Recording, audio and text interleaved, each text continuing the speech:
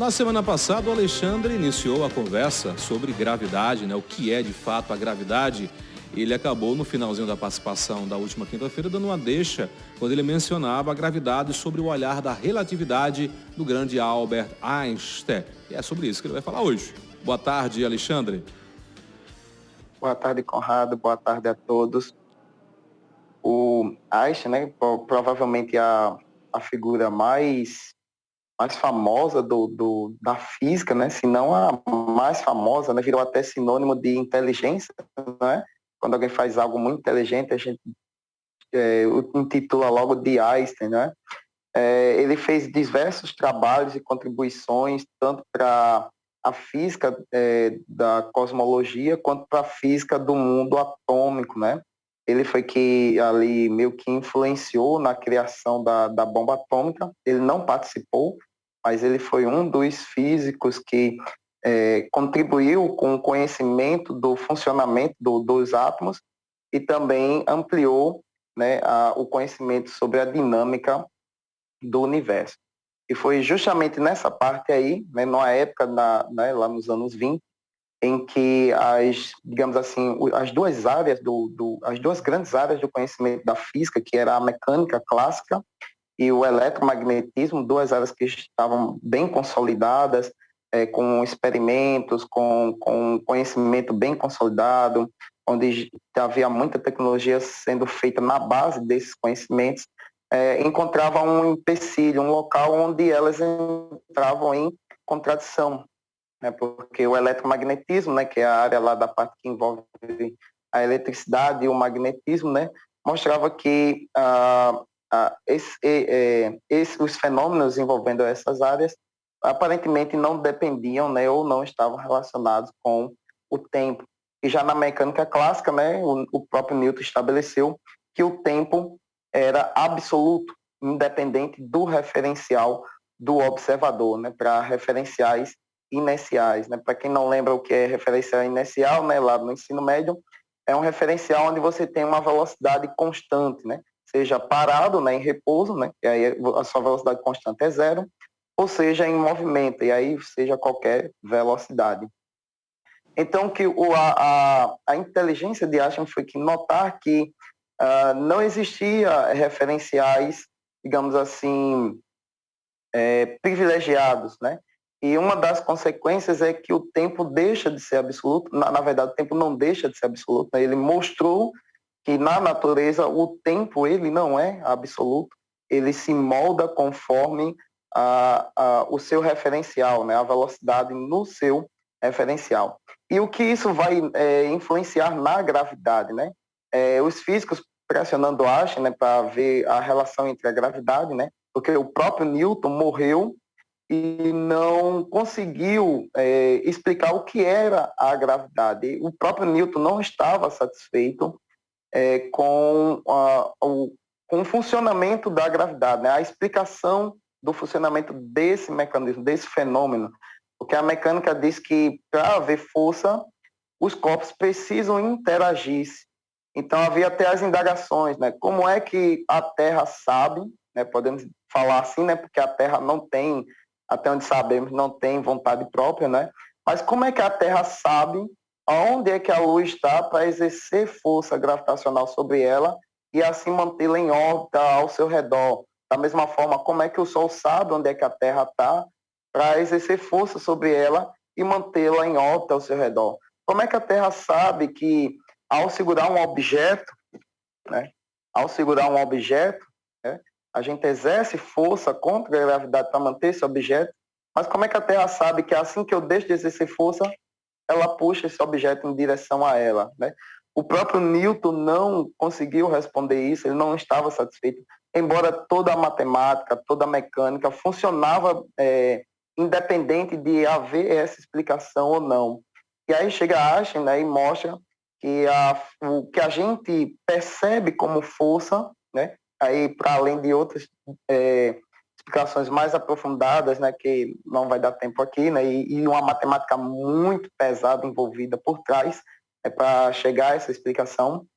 Mas o que Einstein chegou nessa explicação é que O que a gente percebe como força gravitacional nada mais é do que o espaço, que ele tratou como algo geométrico, né? Ou seja, antes da física, o espaço era, digamos assim, o nada, né? Para além também de termos filosóficos sobre o que é o nada. Então, o espaço ele é alguma coisa, né? E ele é tratado como uma geometria. E, para além disso, o espaço ele é entrelaçado com o tempo. O próprio tempo ele é um tecido do espaço. Então, ele é deformado na presença de massa, porque a massa, né, ela gera uma coisa que a gente chama de campo gravitacional. Então, quando você tem um objeto muito massivo como a Terra, ele deforma o próprio espaço à sua volta. Então, o espaço é deformado. E qualquer coisa, qualquer objeto que esteja nas imediações desse espaço vai sofrer uma interação com esse campo deformado.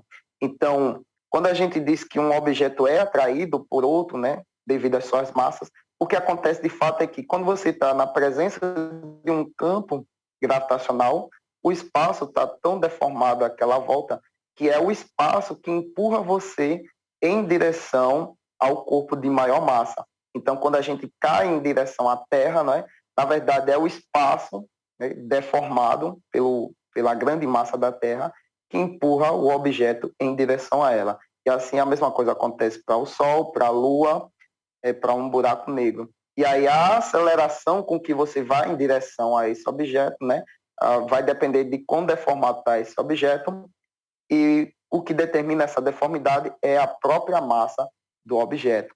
E aí, por exemplo, a gente entra lá na explicação, né, da fenomenal, que é a dos buracos negros, né?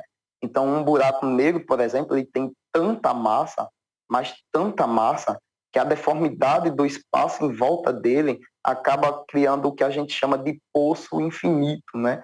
Então, é um buraco sem fim. Então, você é atraído com uma força muito maior, que você precisaria de uma velocidade maior que a velocidade da luz para escapar desse poço. Né? E aí, como o espaço, como o tempo ele também faz parte desse espaço geométrico, o tempo também sofre essa deformidade. E aí é por isso, quanto mais distorcido o espaço, ou quanto maior é a velocidade próxima da luz, mais devagar o tempo passa para esse observador. E isso foi provado experimentalmente, né? E ainda é provado experimentalmente. Mas o mais elegante é como essa teoria ela foi provada, e foi provada através de um eclipse solar, porque para provar que o espaço ele é deformado, a gente precisaria que um raio de luz, que a gente conhece que ele sempre viaja em linha reta, não é? Ele teria que ser passado por um espaço onde estava sendo deformado, e aí a gente perceberia a luz seguindo essa deformação desse espaço. Mas como encontrar um objeto massivo suficiente, né?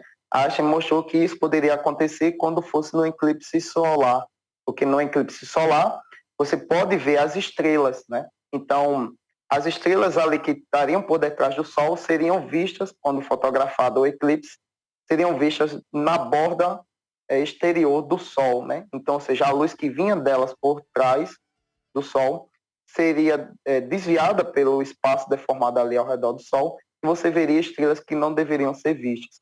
Então, eles marcaram, calcularam o dia de um eclipse, marcaram as posições das estrelas antes desse eclipse acontecer, e depois marcaram a posição delas no dia em que o eclipse ocorreu, e constataram que realmente a posição das estrelas tinha sido mudada. As estrelas que estavam ali, né, no campo de linha de visão, vinda por trás do Sol. E aí foi provado que realmente o espaço, né, ele é alguma coisa, ele é um tecido que é deformado pela presença de massa.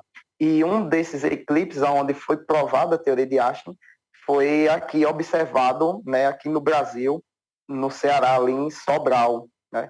E até hoje lá tem um monumento, tem um museu em referência a esse grande feito da humanidade. Né? Foi a observação desse eclipse que provou a teoria de Einstein, que mostrou, né, que